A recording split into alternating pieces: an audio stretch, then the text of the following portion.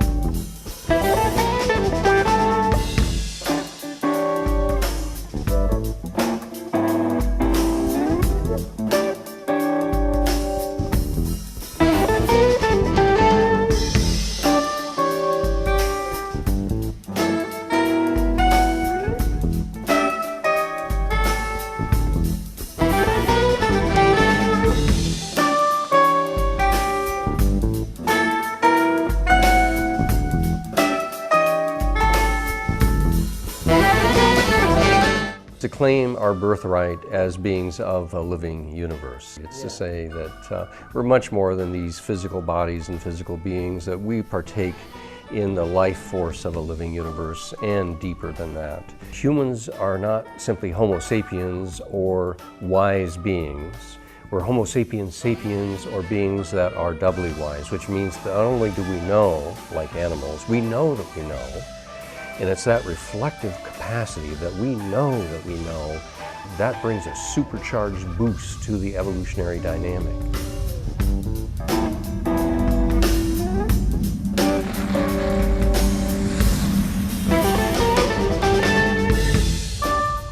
I'm talking about creating something new together through the art of communication, but you're literally creating something new in consciousness. You couldn't do necessarily by yourself.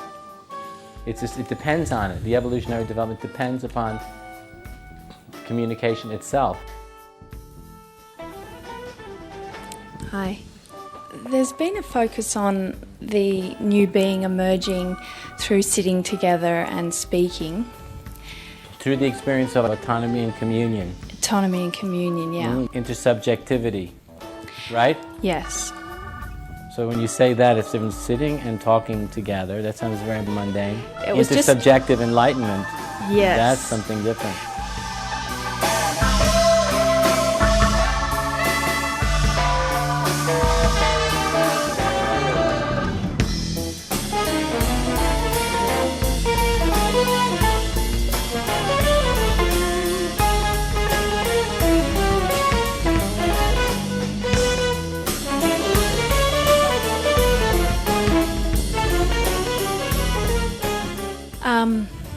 Just from the sense of being here, action seems an important element. Well, okay, but the interesting thing is the active dimension here. In human beings, evolution, the movement of evolution is activated through conscious choice. So it's active, right? So through engaging through this in this evolutionary contact, something's getting triggered. Triggered when you make a decision to go beyond the personal. Together, then something gets triggered. And then there's a leap into another dimension. Yes. Then this extraordinary evolutionary potential reveals itself. You're looking beyond personal awakening to our collective awakening. And that joy, that aliveness, that interest in life then extends beyond my own personal discovery and awakening to the chemistry of us growing together.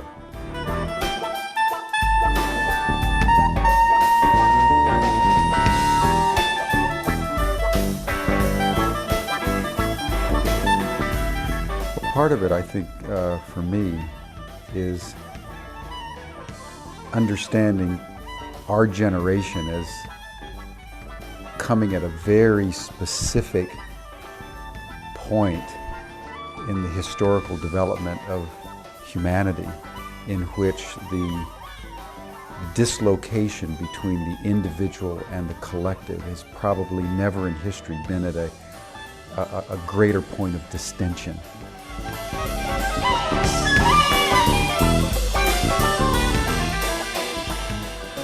Because real communication is actually a creative process at the highest level of human potential.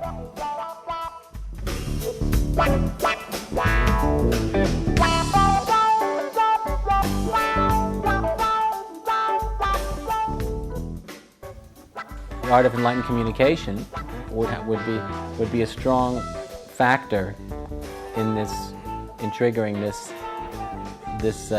leap in consciousness, to learn how to communicate, for different reasons, right? From a different place in ourselves, right? At a different level of consciousness. I saw that when you said the art of enlightened communication, how important that was to learn that. It's really important.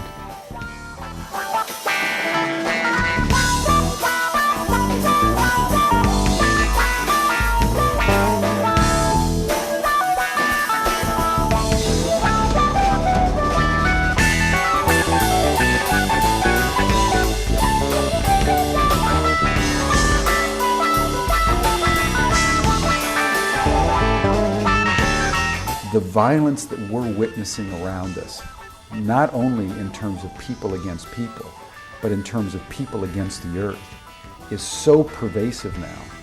Only a new sense of community will save us. It takes the SARS virus threat, it takes the Iraq threat, it takes whatever the next threat's going to be, goodness knows what it is.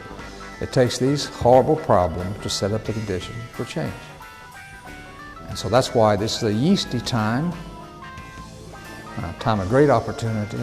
Thank God for the turbulence, even though painful, because at least a window opens.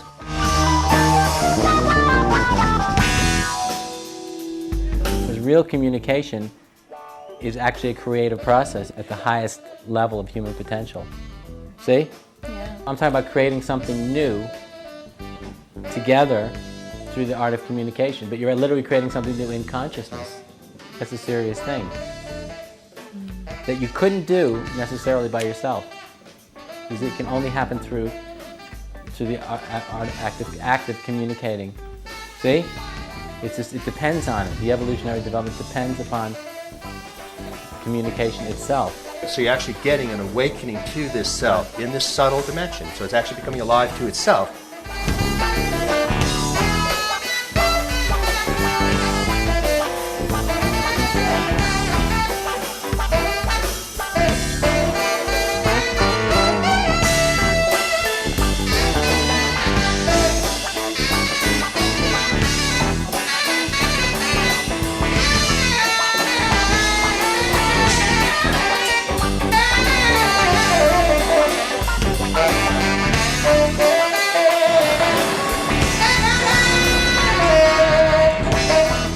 Have to be able to step into making wise judgments. And so you try to say, I'm going to get with the evolutionary impulse.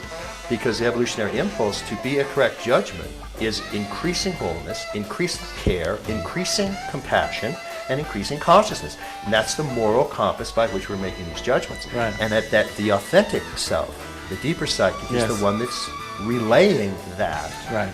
to us.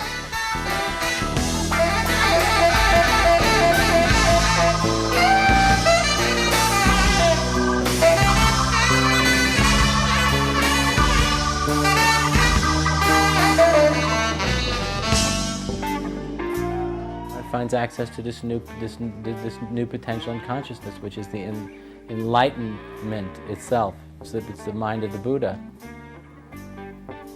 See, and then there's a miraculous aspect to it. It's activated, and then people find, they suddenly have access to a kind of knowing and cognitive capacity that has nothing to do with learning, right? Prior learning. See, access to the source of wisdom itself. Right? Together. So then there's one access to the source of it in the enlightened mind itself. Together. Yes.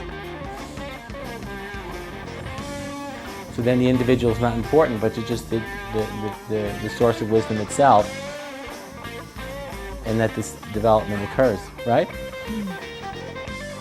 So that's a very new thing.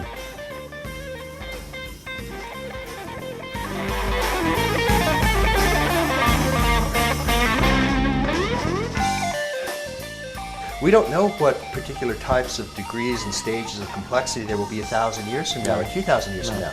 It might be waking up to subtle light transfer bodies or something. The authentic self will then be awakening to that. At that point, that'll be its moral compass. That'll be its moral guide at that point. But right now, in today's modern and postmodern world, it's the evolutionary enlightenment. That is the form of the manifest realm right now. And so if you're not following that grain, the grain of the cosmos is the moral compass. That's the whole point about morality, is it follows the eros, or the grain of the universe. And the grain of that right now is the evolutionary unfolding.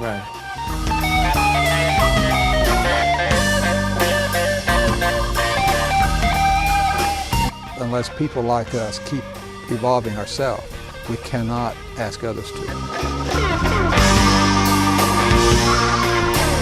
See if we can get this thing and learn how to control it, learn how to direct it, then you can change the world. Change the world. I mean, to some degree, to a small but not insignificant degree, but very small but yet very significant degree. Couldn't we? Yes. Because then you have access to this higher mind. See, together, and then there's all kind of problems we have to find out how to solve.